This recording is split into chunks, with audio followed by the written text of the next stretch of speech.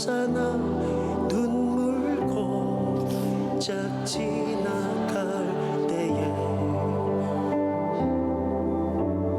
머잖아 열매 맺히고 웃음소리 넘쳐나리라. 믿음으로 이 땅을 향하여 고백하십시다. 이곳에 생명샘 솟아나 눈물 골짝 지나갈 때에 머잖아 열매 맺히고 웃음소리 넘쳐나리라. 할렐루야. 꽃들도 구름도 바람도 넓은 바다도 찬양하라 예수를.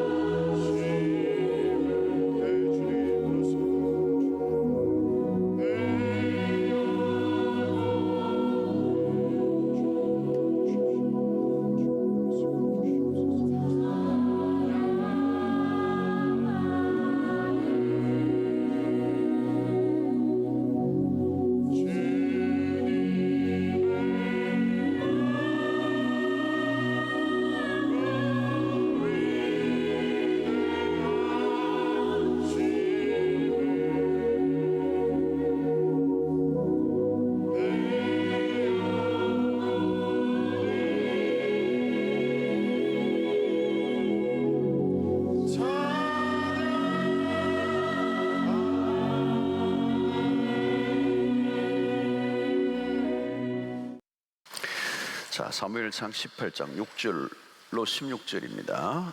자, 6절부터 16절까지인데 제가 먼저 읽겠습니다. 교독하겠습니다.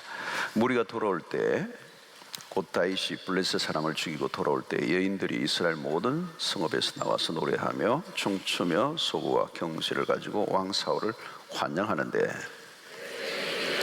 노래하며 사울이 죽은 자는 천천히요 다윗은 만만히 사울이 그 말에 불쾌하심이 노하여 이르되 다윗에게는 만만을 돌리고 내게는 천천만 돌리니 그가 더 얻을 것이 나라 말고 무엇이냐 하고 사울이 다윗을 주목하였더라.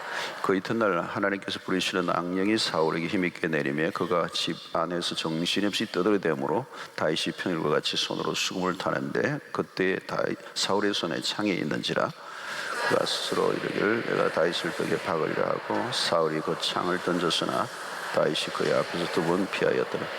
여호와께서 사울을 떠나 다윗과 함께 계심으로 사울이 그를 두려워한지라. 그러므로 사울이 그를 자기 곁에 떠나게 하고 그를 천부장으로 삼으려 그가 백성 앞에 출입하여 다윗이 그의 모든 일을 지혜롭게 행하니라. 여호와께서 그와 함께 계시니라. 사울은 다윗이 크게 지혜롭게 행함을 보고 그를 두려워하였으나 같이 보겠습니다. 온 이스라엘과 유다는 다윗을 사랑하였으니 그가 자기들 앞에 출입하기 때문이었더라. 아멘.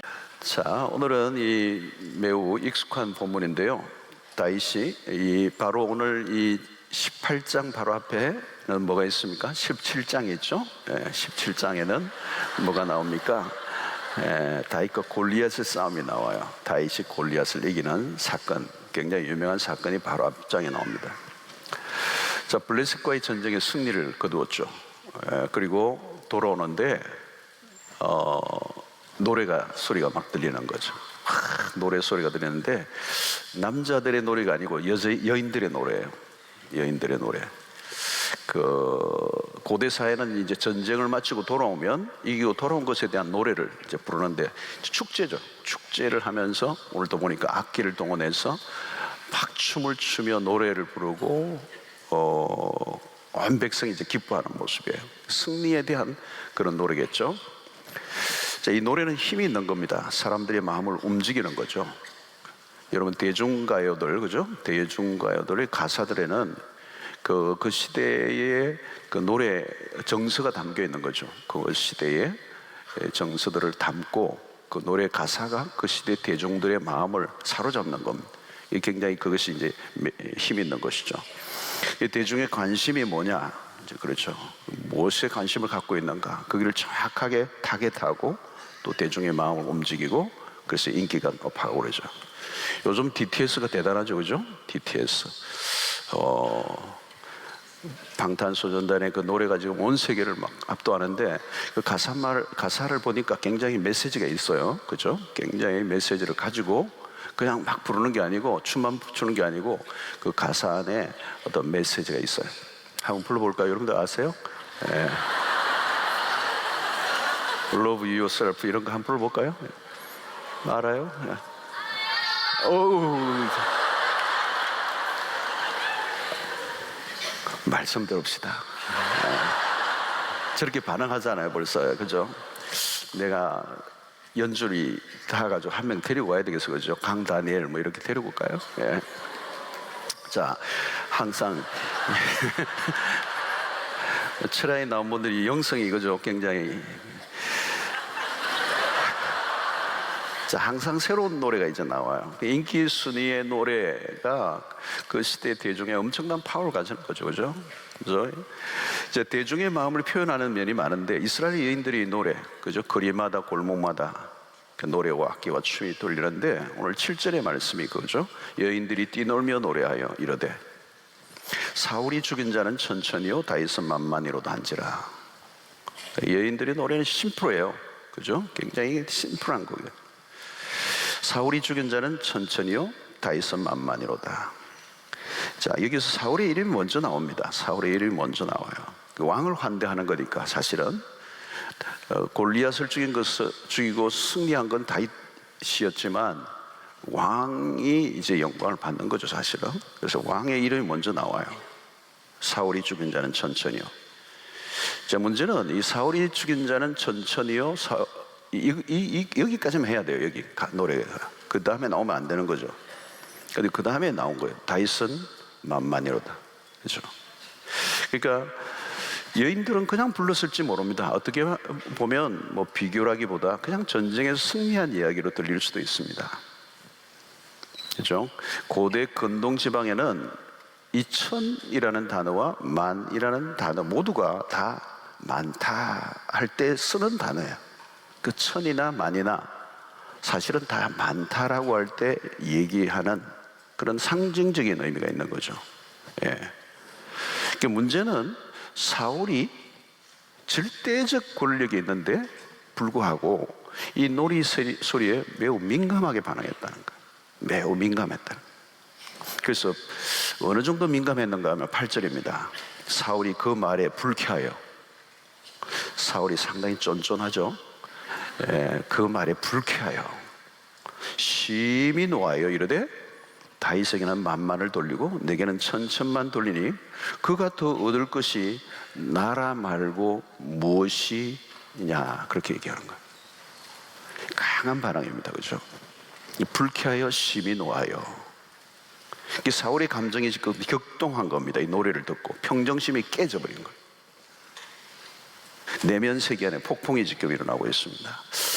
자, 여러분, 우리가 살다 보면 참 이게 중요해요. 이 마음의 관리가 참 중요합니다. 평정심이 깨지는 거예요. 평정심이 깨지는. 여러분, 이 배를 평형수 그런 얘기하죠. 그게 안 차서 배가 뒤집어지기도 하는 거예요. 인생도 마찬가지죠. 사실은 우리는 내면의 이 평정심이 깨어지면 삶이 무너지는 것입니다. 그때 위험한 거예요. 그 감정 상태가 아주 굴곡을 가지고 있기 때문에 럭비공과 같아요. 럭비공. 그 감정이 럭비공 되는 거죠. 어디로 튈지 알 수가 없는 것입니다. 이게 왜 굉장히 위험한 것입니다. 자, 그런데 이 평정심을 깨는 게 오늘 본문에서 뭐냐면 시기심과 질투예요. 그죠? 자, 이 시기와 질투는 언제 일어납니까? 비교할 때 일어나는 것입니다. 비교할 때. 경쟁과 비교. 여러분, 우리가 경쟁하는 사회죠, 여러분. 오늘 아마 어릴 때부터 유치원 다닐 때부터 우리는 경쟁도 하고요, 서로 비교합니다. 우리 세상은 다 비교 문화예요. 그 죄인이 가지고 있는 속성입니다. 그리고 어디든지 뭐든지 등급을 다 매기고요, 또 어떤 결과, 수치, 통계, 데이터를 가지고 규모와 사이즈에 따라서 서로 우위를 결정하기 때문에 비교하는 문화입니다. 그래서 우리는 비교에 의해서 울고 웃죠. 이게 현실입니다. 그리고 우리가 경쟁에 지지 않기 위해서 악착같이 살아가잖아요. 여러분, 스트레스가 문제인데 이 스트레스가 어디로부터 오는 겁니까? 경쟁할 때 오는 겁니다. 경쟁을 안 하면 스트레스 없어요. 근데 경쟁하면 스트레스 오는 거예요. 경쟁할 때 이 스트레스가 주시고 확 올라가는 거예요. 관심과 인정을 받는 것에 예민해지면 그렇게 되는 것이죠. 여러분 가운데 이 박수 소리에 참 민감한 사람, 사람의 인정과 그 칭찬에 다른 사람보다 좀 더 예민하다, 위험한 삶을 지금 살고 있는 겁니다. 사울은 다윗에 대한 이 시기와 질투가 지금 일어나고 있는 거예요. 여러분, 시기와 질투는 조금 다릅니다. 시기는 뭐냐면 남이 가진 것을 나도 가지고 싶어 하는 마음이에요. 내가 좀 가지고 싶은 거예요. 남이 가지고 있으면 그게 부러운 거죠. 근데 질투는 자신이 가진 것에 대한 집착을 하는 겁니다. 근데 사울은 지금 그 둘 다 시기와 질투를 같이 가지고 있는 거예요. 사울은 이 다윗의 인기를 자기도 가지고 싶은 거죠. 뿐만 아니고 자기의 왕권을 계속 누리고 싶은 집착을 하고 있는 거예요. 그 시기와 질투가 이 사울은 같이 가지고 있는 거예요. 여러분, 이 시기와 질투심은 우리 일상에서 자주 만납니다. 사람들은 자기가 자기보다 더 나은 사람을 인정하는 걸 힘들어해요. 이게 이 새들도 이렇게 실험을 했어요. 갈매기에 어떤 갈매기들이 떼들이 있는데 갈매기 하나에 빨간 예쁜 리본을 달았더니 모든 갈매기들이 달라들어가지고 쫓더래요. 공격을 하더라는 거예요. 너 뭐 잘났니? 이러면서 막 하는 거죠. 그러니까 리본 그 잘난 그 하나 매줬는데 다 시기가 생긴 거예요. 시기. 갈매기들도 시기를 해요. 이 본능적인데 이게 동물적 본능이에요. 우리 인간에게도 있어요. 여러분, 다윗은 사실 하나님을 욕하는 적장 골리앗을 죽인 것밖에 없어요. 그것을 죽였는데 사실은 이스라엘의 공헌을 세운 거죠. 그리고 왕이 그것으로 인하여 승리자로서 명예를 얻게 된 건데 다윗을 지금 시기하는 겁니다. 자, 오늘 우리가 주목해야 될 구절이 9절이에요. 9절 보니까 그날 후로 사울이 다윗을 주목하였더라 그랬어요. 요 대목이에요. 이게 문제예요. 사울이 누구를 주목했다고요? 다윗을 주목했다는 거예요. 여러분, 내가 주목하고 있는 것이 인생을 결정합니다. 네. 주목하고 있는 것이 나를 움직인다는 거예요. 내가 뭘 주목하고 있느냐. 여러분, 이게 그냥 주목이 아닙니다. 우리는 항상 무엇인가를 주목해요. 주목합니다. 어떤 거는 거룩한 주목도 있죠. 모세가 광야를 지나는데 어느 날 가시떨기 가운데서 이 불타는 가시떨기를 보죠. 그걸 주목합니다. 주목해요. 그 주목하는데 그 주목하다 보니까 그 주목하는 것이 나를 끌죠. 그죠? 그리고 점점 더 가까이 가잖아요. 그리고 거기서 하나님의 부르심을 경험하게 돼요. 이 주목은 굉장히 중요합니다. 근데 사울이 지금 주목한다는 것은 다른 거예요. 시기심에 찬 주목이죠. 그렇죠? 말이 주목이지 사울의 눈이 뒤집혀진 거예요. 사울의 마음이 완전히 다윗에게 집중하고 있다는 겁니다. 이 말은 사울은 지금 다윗 때문에 아무것도 할 수 없어요. 왜? 다윗을 주목하고 있기 때문에. 거기에 온 신경이 가 있고 거기에 혈안이 되어 있고 거기에 그냥 집중하고 있는, 고정되어 있는 겁니다. 다른 걸 볼 여유가 없어요. 오직 다윗의 움직임에 신경을 곤두세우고 있는 거죠. 눈이 다윗을 향해 돌아갔다는 거예요.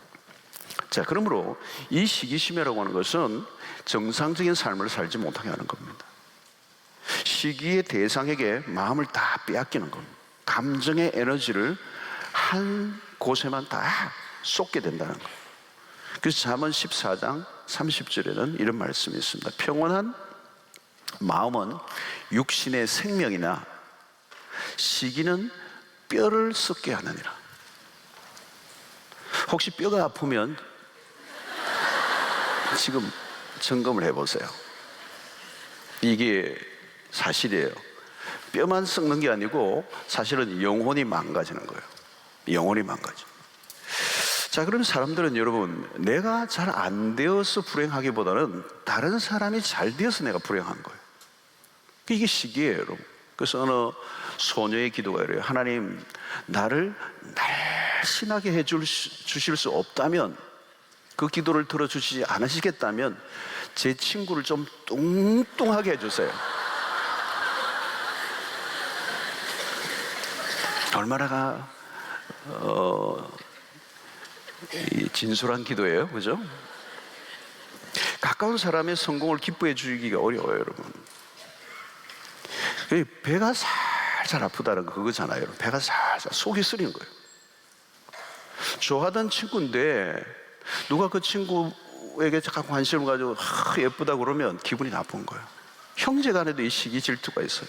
그래서 목사님들이 신방 가가지고 딱 딸이 둘이 있으면 신경을 바짝 쓰고 얘기를 해야 돼요. 함부로 얘기했다가는 예배가 엉망이 돼버려요. 언니가 참 예쁘네 이러면 큰일 나는 거예요. 예. 동생이 언니 같네 이거 큰일 나는 거죠. 시기는 멀리 있는 사람이 아니고 가까이 있는 사람들이 일어나는, 매일 만나고 가까운 사람들에게 벌어져요. 동료, 친구, 형제간도 마찬가지. 여러분, 옆집이 장사 잘 되면 이거 보통 일이 아니에요, 여러분. 막 박수를 쳐주고 그런 게 아니에요. 여러분, 때로는 열심히 사역을 하고 선한 일을 하는 모습에서도 그 동기가 시기심에서 나온 것일 수도 있어요. 그래서 여러분, 누군가 욕을 할 때 자세히 들어보면 그 안에 시기심이 있을 가능성이 많아요. 여러분, 목사들도 이웃 친구 목사가 그 교회가 훨씬 부흥된다 그러면 하나님께 영광을 돌립니다 그러면서도 속이 아픈 게 있는 거예요. 그게 그렇게 막 기뻐하지 않는 거죠. 여러분, 그 친구 학교 다닐 때 별로 공부도 못했는데 뭐 그러고 막 딴지를 거는 거죠. 여러분, 시기와 질투는 무서운 겁니다. 시기와 질투하면 떠오르는 인물이 하나 있어요. 우리가 언제든지 시기 질투하면 떠오르는 한 인물이 있는데, 그게 뭐냐면 밀로스 포먼 감독이 만든 영화 아마데우스예요. 아마데우스. 자, 살리에리와 모차르트의 관계를 우리가 잘 압니다. 자, 살리에리는 인정받던 음악가죠. 근데 어느 날 적수가 나타나는 거예요. 모차르트가 탁 등장하는 거예요. 이 모차르트는 하늘이 내린 신동입니다. 모든 사람들의 찬사 속에 탁월함을 드러내는 거죠. 이 살리에리가 모차르트에 대한 이 질투심에 불타오릅니다. 왕궁의 공정악장으로서 음악계의 1인자였던 이 안토니오 살리에리, 이 모차르트의 등장으로 모든 삶이 다 망가져버려요. 그 영화에서 보면 황제의 초대를 받아서 궁정에서 이 모차르트가 즉흥적인 연주를 하는데요, 기가 막히게 하는 거예요. 즉흥적으로 왕의 그에게 콜을 받아서 연주를 하는데, 압도하는 실력으로 연주하는데 카메라가 클로즈업 되는 거죠. 누구에게요? 살리에리의 얼굴에. 질투심에 꽉 찬. 자, 이 살리에리의 기도가 놀랍죠. 하나님, 나에게 내가 최고의 음악가가 되게 해주십시오. 최고의 음악가가 되게 해주신다면 나는 하나님께 일평생 영광을 돌리며 살고 싶습니다. 그런데 그의 기도와는 달리 이 모차르트의 재능이 갈수록 더 꽃을 피우고 더 절정을 향해 가니까 살리에리가 그 모차르트의 그 음악성에 압도를 당하죠. 그리고 자기의 기도는 이루어지지 않고 그는 2인자로서 그 모차르트의 모든 영광에 가려집니다. 결국은 분노가 터집니다. 그 모차르트에 대한 시기가 분노로 터지면서 그게 뭘로 발전하느냐면 하나님에 대한 분노로 바뀌는 겁니다. 마침내 하나님을 원망하고 더 이상 하나님을 인정하지 않겠다고 막 소리를 지르면서 그 십자가를 화로불에 집어 던져버리죠. 이제는 하나님 필요 없다고. 이 살리에리는 패배감과 굴욕감에 시달리면서 마침내 어떻게 해요? 모차르트를 죽일 계획을 합니다. 시기와 질투심은 어디까지 가느냐면 살인으로까지 가는 거죠. 지금 사울이 바로 다윗을 죽이려고 하는 것. 그래서 우리는 이것을 살리에리 증후군이라는 표현을 씁니다. 심리학 용어가 되었어. 1등에 대한 열등감을 극복하지 못한 한 인간의 깊은 절망을 나타내는 거죠. 여러분, 시기심은 굉장히 위험한 거예요. 학교에서도 1등에 가려서 늘 2등하는 친구는 악한 생각을 하는 거예요. 아, 저놈만 없으면 내가 1등인데, 저놈 사고 났으면 좋겠어, 죽었으면 좋겠어. 악한 마음이 막 생기는 거죠. 여러분, 살리에리는 이미 자신도 충분한 재능을 갖고 있었어요. 자신의 재능을 발휘하고 살면 최고의 음악가로 멋있게 살 수 있었어요. 근데 이 모차르트에 대한 시기심이, 질투심이 자기를 불타르게 만든 거예요. 아무것도 하지 못하는 거예요. 날마다 모차르트만 바라보는 거죠. 여러분, 우리가 상대적 빈곤이라는 표현도 많이 쓰잖아요. 자꾸 비교하는 거죠. 나와 어떤 다른 사람을 비교함으로 자기를 불행하게 만드는. 오늘 우리 주변에도 늘 목격하는 장면입니다.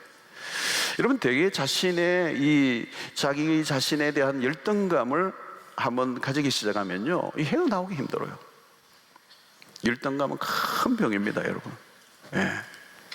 충분히 괜찮은 사람인데 한번 열등감에 빠지면 헤매는 거죠. 자신의 기량을 드러내지 못하고 불행에 빠집니다. 마귀가 주는 가장 강력한 무기가 뭔지 아십니까? 사람들에게 열등감을 주는 거예요.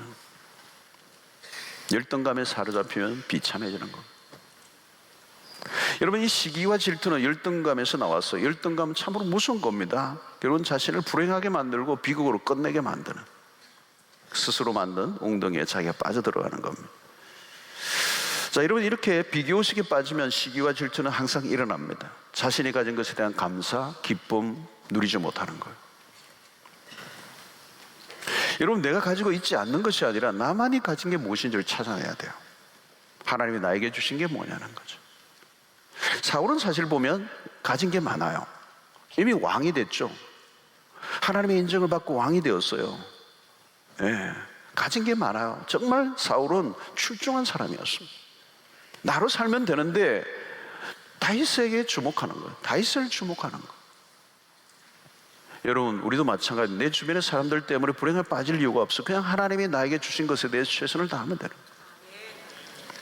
열등감의 치료제가 뭔지 아십니까? 복음이에요. 복음. 십자가의 은혜 안에서 우리 자신을 재발견하면 열등감이 치료가 돼요. 하나님이 인류에 나 하나만 있어도 나를 위해서 십자가에 죽으실 만큼 나는 귀중한 존재다. 그래서 그리스도 안에서 새로운 피조물이 되면 에베소서 2장 10절의 말씀처럼 우리는 그가 만드신 바라. 저는 이 구절을 너무 좋아해요. 우리는 그가 만드신 바라. 이 말은 뭘까요? 우리는 그분의 작품이다. 무슨 작품? 글작품이다. 그분의 포이에마다. 그분의 마스터피스다. 그분의 최고의 작품이다. 누구에 의해서요? 하나님에 의해서 만들어진, 구원받은, 하나님의 택함 받은 하나님의 자녀로서 어떤 사람들과 비교될 수 없는 작품이 됐다는 거예요. 글작품이라는 거예요. 할렐루야. 여러분, 오늘 내가 하나님의 사랑받는 존재로서 나를 받아들여져야 된다는 거예요.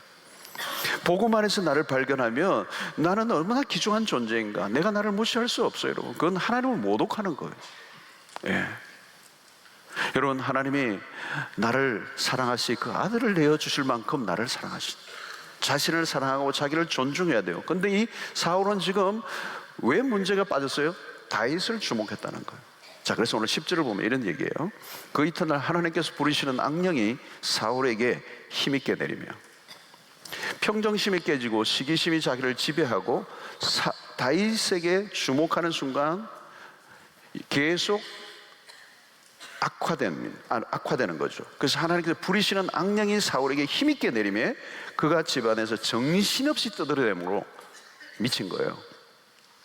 다윗이 평일과 같이 손으로 수금을 타는데 그때 사울의 손에 창이 있다.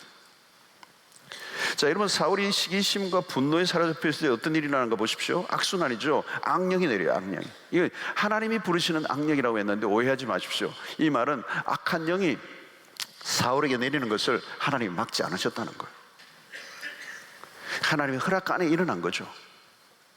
악령이 힘있게 내렸다. 이런 전혀 다른 국면이에요. 이거는 이제 자기의 감정을 자기가 컨트롤하지 않을 때 그것으로 끝나지 않고 이제는 악령이 그를 지배하는 거예요. 여러분, 우리의 감정은 굉장히 중요한 겁니다. 우리의 감정을 잘 다스려야 돼요. 그 감정 상태가 좋지 않은 상태를 그대로 방치하면 어떻게 돼요? 악령이에요. 우리의 생각도 그냥 방치하면 어때요? 그 생각 안으로 마귀가 들어와서 우리를 지배하는 거죠. 이제 이렇게 되면 여러분, 이것은 이제 전혀 다른 국면이 되는 거예요.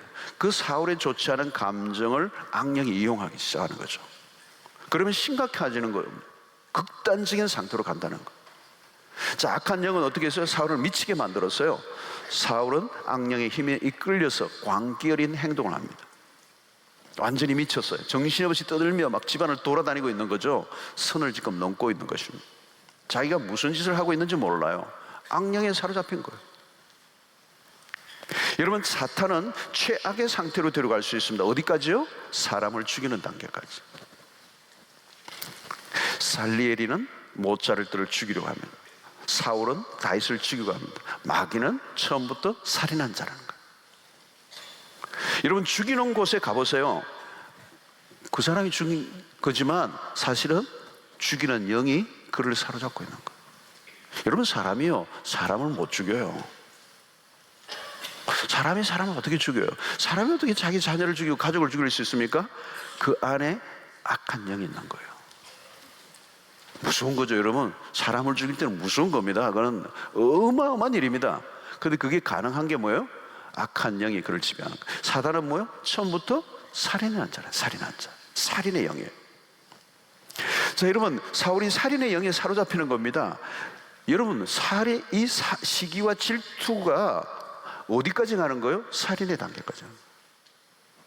사울은 머릿속에 다윗을 죽일 생각으로 가득 차 있었어요. 왕권을 유지할 수가 없어요. 모든 생각 안에 다윗을 죽이는 것으로 생각이 가득해요. 불행한 삶을 사는 거죠. 자, 11절 보십시오. 그가 스스로 이르기를 내가 다윗을 벽에 박으리라고 사울이 그 창을 던졌으나 다윗이 그의 앞에서 2번 피하였더라. 미친 거예요. 여러분, 자신을 위해서 지금 다윗은 음악을 연주하고 있는 겁니다. 그죠? 음악을 연주하고 있어요. 악기를 연주하고 있는데 창을 던진 겁니다. 상상해 보십시오. 찬찬한 음악과 함께 연주가 이렇게 진행되고 있는데 사울은 지금 광란을 벌이고 있는 거예요. 시기심은 갈수록 폭력적으로 악화되어 갑니다. 사울은 다윗을 제거하려고 합니다. 제거하면 문제가 해결될 줄 알았죠? 여러분, 가장 손쉬운 방법은 비교 대상을 없애는 겁니다. 걔만 없으면 문제가 해결될 것처럼 여겨져요. 근데 그럴까요? 아니에요. 경쟁자가 사라지면 끝이 나나요? 아니에요. 또 다른 경쟁자가 나타나요. 사울은 자신의 힘으로 문제를 해결해 보려고 애를 씁니다. 사울의 모습이 계속 클로즈업 되고 있어요. 카메라가 사울에게 집중되고 있습니다. 이제 어떤 모습으로 변하는가 잘 보십시오. 12절에요. 여호와께서 사울을 떠나 다윗과 함께 계심으로 사울이 그를 두려워한지라. 자, 여러분, 누가 누구를 두려워하고 있는 겁니까? 사울은 지금 왕이에요. 절대 권력을 갖고 있습니다. 왕정시대에. 그의 손에는 창이 들려 있어요. 다윗은 소년이고 그냥 악기를 연주하고 있는 건데 다윗은 지금 평안한 상태에 있습니다. 그런데 사울은 지금 두려움에 떨고 있어요. 여러분, 이게 뭘 지금 생각할 수 있습니까? 사울에게 지금 치명적인 감정은 두려움이에요. 이 시기심이 두려움을 변합니다. 여인들의 노래를 들으며 다윗은 불안이 몰려왔죠. 그 노래에는 이 사울의 미래의 운명이 깃들려 있었던 거예요. 왕의 자리가 안정감을 주지 못한 거예요. 자, 이 사울의 두려움은 오늘 12절 다시 보면 이 말이에요. 여호와께서 사울을 떠나 다윗과 함께 계심으로 사울이 그를 두려워한지라. 여러분, 두려움이, 사울이 두려워한 것은 다윗이라는 존재예요. 그래서 오늘 15절에서도 나옵니다. 한 번 더 나와요. 사울은 다윗에게 다윗이 크게 지혜롭게 행함을 보고, 지금 계속 다윗을 보는데 그 보는 그 속에서 뭘 보여요? 다윗이 크게 지혜롭게 하는 거죠. 자기는 지금 두렵게 떠는데 이 지혜롭게 행하고 있다는 말은 자기가 죽이려고 그렇게 광분하고 있는데 불구하고 다윗은 평정을 심을 유지하는 거예요. 조금 더 흔들림이 없는 거예요. 안정감을 갖고 있는 거예요. 그걸 보면서 더 두려워하는 거예요. 여러분, 누가 누구를 두고 해야 정상입니까? 그러니까 여기서 우리가 알려주는 것은 두려움이라고 하는 것은 조건과 상황의 문제가 아니라는 거예요. 어떤 조건 때문에, 어떤 상황 때문에 문제가 아니에요. 외적인 조건으로 따진다면 사울은 압도적인 우위에 있습니다. 모자랄 것이 없어요. 모든 걸 다 가졌어요. 그런데 지금 사울은 초라하기 그지없어요. 겉으로는 근엄한 왕의 자리에 있지만, 큰 소리를 치지만 옹졸하고 그리고 겁에 질리고 두려움에 떨고 있어요.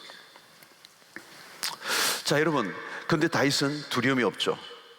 지혜롭게, 크게 지혜롭게 행했다는 거예요. 흔들림이 없는 평온한. 백성들의 소리에 들떠있지도 않아요.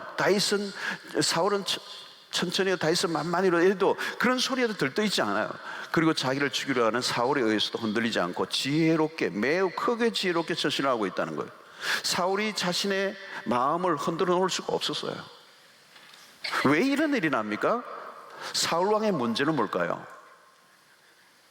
왜 다윗은 이렇게 이런 평정심을 유지하고 있는가 하는 것을 우리는 좀 이 밤에 살펴봐야 돼요. 여러분, 종종 우리가 실수하는 게 뭡니까? 실수하는 것 중에 하나는 하나님보다 더 실제하는 것 같은 대상이 나타날 때 우리가 착각을 하는 거죠. 돈이 하나님보다 더 실제가 되면 우상이 되죠. 권력이 가장 크게 보이면 그게 우상이 됩니다. 인기가 높아지면 어때요? 그것이 자신이 하나님이 되는 것입니다. 우상이 되면 그걸 지키려고 합니다. 사울은 지금 다윗을 보자마자 자신의 왕권이 자기의 왕권을 흔들려고 하는 자로 이 다윗을 본 거예요. 그래서 외적인 것을 붙들면 반드시 두려움의 순간에 봉착하게 되는 것입니다. 자, 사울이 발악을 해요. 모든 것을 다윗을 향해 집중하고 있습니다. 자, 중요한 것은 오늘 12절을 다시 한번 보겠습니다. 여호와께서 사울을 떠나 다윗과 함께 계심으로 사울이 그를 두려워한지라. 자, 여호와께서 사울을 떠나셨다는 것, 그리고 다윗과 함께 하셨다는 것. 결론은 여기에서 나죠. 자, 여기서 우리는 뭘 얘기할 수 있느냐면 사울은 다윗에게만 주목했다는 거예요. 다윗에게만 주목했어. 그러나 다윗은 하나님에게만 주목하고 있는 거예요. 여러분, 하나님이 함께 하시는 사람은 누구입니까? 하나님이 함께 하시는 사람은 하나님에게만 주목하고 있는 사람이에요. 하나님에게 주목하는 거예요. 지금 사울은 계속 다윗을 보는 거예요. 근데 다윗은 자기를 공격하는 사울을 바라보고 있지 않아요. 주목하고 있지 않아요. 다윗이 주목하고 있는 것은 하나님인 거죠. 지금 다윗이 자기를 죽이려고 함에도 불구하고 조금도 요동치 않고 평온한 마음으로 지금 지혜롭게, 크게 지혜롭게 처신하고 있는 이 모든 힘은 어디에서 나오는 거예요? 다윗이 하나님에게 주목하고 있기 때문에. 사울은 하나님을 주목하지 않았습니다. 하나님은 당신을 주목하는 사람을 주목하십니다. 이 사울이 지금 주목한 것은 뭘까요? 그러면 다윗을 주목하는데 사실은 자기 자신의 자리예요. 자리. 그런 자신의 왕권을 다윗에게 빼앗길까 봐 두려움했던 겁니다. 그래서 다윗을 주목한 이유는 이 다윗이야말로 내 왕권을 빼앗을 자로 여겼기 때문에 그런 거기에 주목하고 있는 겁니다. 그래서 그의 시선이 하나님에게서 권력에 그 시선을 돌릴 때 사울의 인생은 망하기 시작한 거예요. 사울은 자신의 왕권에 주목하고 있습니다. 그러나 하나님을 주목하지 않았어요. 하나님을 주목하지 않는 동안에 사울의 영혼은 서서히 망가지기 시작하는 거예요. 사랑하는 성도 여러분, 하나님은 오늘 우리에게 당신을 주목하라고 말씀하세요. 여러분, 신앙이 뭐냐면 신앙은 딴 게 아니에요. 여러분, 신앙생활은 딴 게 아니고요, 하나님을 주목하는 거예요. 여러분, 예배가 뭘까요? 여러분, 예배가 뭐죠? 하나님을 주목하는 것입니다. 우리가 세상에 살면서 우리의 수없는 우상들이 우리의 시선을 빼앗아가는 거죠. 그렇죠? 세상의 인기와 세상의 영광과 세상의 기쁨과 세상의 어떤 즐거움들에 우리의 시선을 빼앗기는 거예요. 세상의 물질과 세상의 권력과 이런 것들이 우리의 시선을 빼앗아. 이 우상이 뭡니까? 주목하라는 거예요. 예배는 뭡니까? 그 주목했던 세상에 흩어졌던 우리의 시선을 하나님에게만 주목하는 거예요. 다윗은 지금 사울은 하나님에게 주목했던 그 시선이 어느 순간 자기의 왕권에 모두가 몰두하는, 거기에 주목하는 거예요. 자기 자리를 지키는 게 초점을 맞추는 거죠. 그래서 자기 자리를 흔들려고 하는 다윗을 참을 수 없는 거죠. 두려움에 떠는 거죠.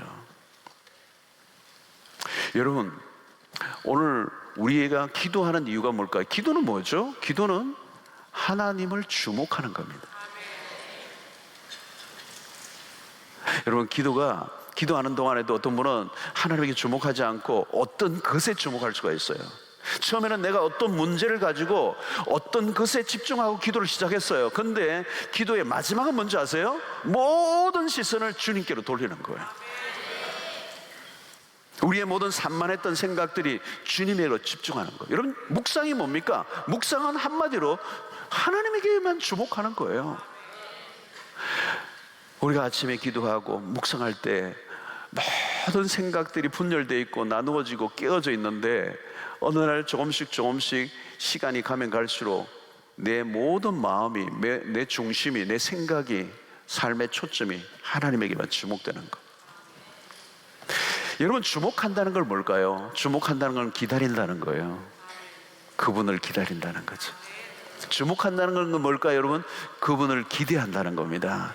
하나님을 기대하는 거죠. 여러분, 사랑하는 사람은요, 주목해요. 그죠? 주목하죠. 사랑하는 사람에 대해서 주목하는 겁니다. 사랑하는데 주목하지 않는다, 그 사랑하지 않는 거예요. 사랑의 표현은 주목하는 거예요. 여러분, 사랑하는 남녀를 보십시오. 주목해요. 카페에서 두 사람만 주목해요.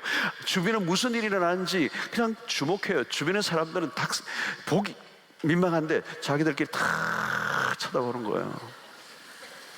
사랑하기 때문이죠. 그죠? 근데 사랑한다고 그러면서 계속 형제가 힐끗힐끗 옆에 있는 자매를 계속 이러면 그건 문제가 있는 거죠. 한 대 맞아야 되죠. 그죠? 사랑하는 게 아니에요. 사랑은 한 사람에 주목하는 거예요.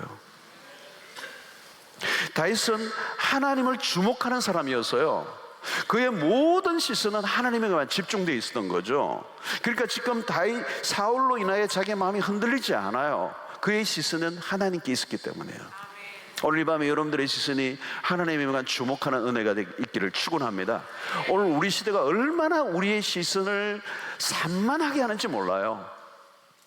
여러분들 기도의 자리에서 승리하셔야 합니다. 그게 딴 게 아니에요. 세상에 여러분 문만 열고 나가면요, 우리의 시선을 빼앗는, 우리로 하여금 주목하라고 요구하는 세상의 수없는 소리에 우리의 마음을 빼앗겨버려요. 그러면 어떻게 되는 줄 아세요? 당장 우리는 시기와 질투에 빠져버려요. 그리고 두려움에 빠져요. 그리고 세상의 마귀가 우리의 영혼을 사로잡아요. 자, 여러분 16절을 보십시오. 온 이스라엘과 유다는 다윗을 사랑하였으니.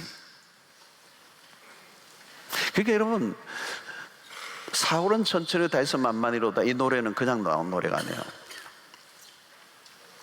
그 노래는 의미가 있는 노래예요. 오늘 이 16절이 그예요. 온 이스라엘과 유다는 다윗을 사랑하였으니 그가 자기들 앞에 출입하기 때문이었더라.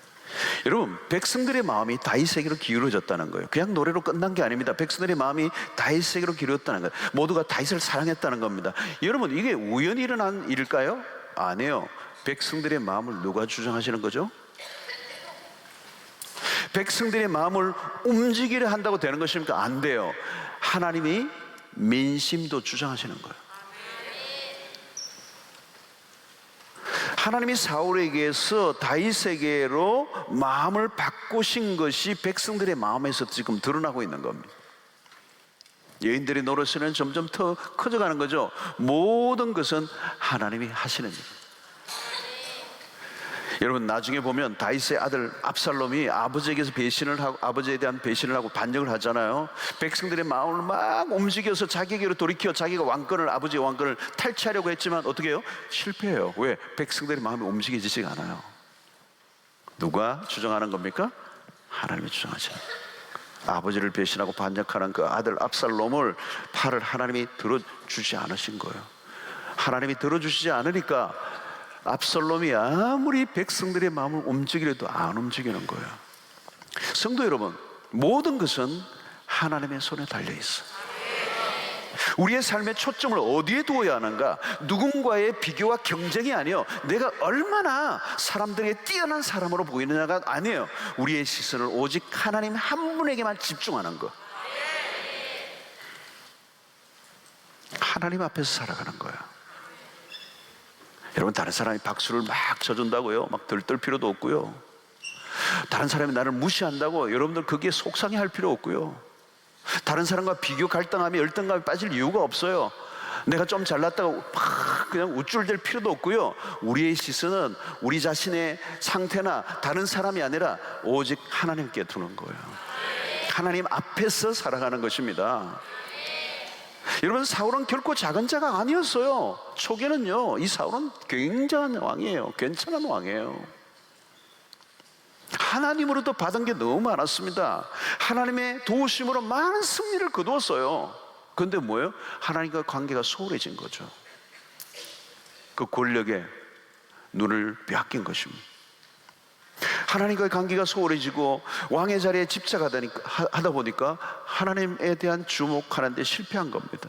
하나님보다 더 중요해 보이는 일들에 떠밀려 다닌 거죠. 결국 중심을 잃어버린 거예요. 자리를 지키는데 급급했습니다. 경쟁자가 나타나자 그는 조급해지죠. 그리고 그를 죽이는 일에 혈안이 되는 것입니다. 당연한 일이 일어난 거죠. 여러분, 하나님을 주목하지 않는 사람의 중심은 금방 깨어집니다. 하나님에게 집중하고 하나님께 시선을 집중하지 않으면 여러분, 누가 한마디만 던져도 분노하고 죽는다고 야단해요. 사람이 비겁해지고요, 예민해지고요, 결국은 집중력이 깨어질 때 이런 비참한 삶으로 몰락되어 가는 모습을 우리에게 보여주고 있습니다. 하나님이 나를 어떻게 보시느냐가 관건입니다. 그냥 하나님 앞에서 나로 사는 거죠. 오직 하나님만을 주목하는 겁니다. 하나님을 주목하지 못하도록 우리의 마음을 흔드는 것들이 나타날 때 우리는 다시 한번 우리의 마음을 하나님께로 주목하는 일에 힘쓸 때 우리는 모든 위험으로부터 승리할 수 있을 줄로 믿습니다. 여러분들의 주변의 모든 관계들 안에 여러분 다시 점검해 보세요. 이 시기와 질투가 얼마나 우리의 삶을 망가지게 하는 건지. 자기의 자리와 자기의 출세와 자기의 영광과 인기에 몰두한 그 시기와 질투심이 결국은 악령에 들게 하고 사람을 죽이는 단계까지 가는 살인을 품게 하고 결국은 인생을 망가뜨리는 것. 여호와께 시선을 놓칠 때, 하나님을 주목하지 않을 때 우리 얼마나 비참하고 옹졸하고 그리고 두려움에 참으로 어리석은 인생으로 마칠 수 있는가를 사울을 통하여 우리에게 보여주고, 우리는 오늘 이 본문 속에서 사울과 다윗의 아주 명쾌한 대조를 통하여 우리의 삶의 초점이 어디에 두어야 하는가를 말씀하고 있는 것입니다. 사울은 다윗을 주목한지라 거기서부터 인생이 비껴져 나갔다는 사실을 기억하고, 오늘 우리는 오직 하나님에게만 주목하고 하나님 앞에서 살아가면 모든 것은 하나님이 알아서 하실 것이고 책임져 주실 것이고 승리케 하여 주실 줄로 믿습니다. 사울이 아니에요. 하나님과 우리의 삶은 승패가 난다는 사실을 기억하고 하나님에게 주목하는 일에 실패하지 않는 믿음 생활하는 여러분들 되시기를 주의 이름으로 축원합니다.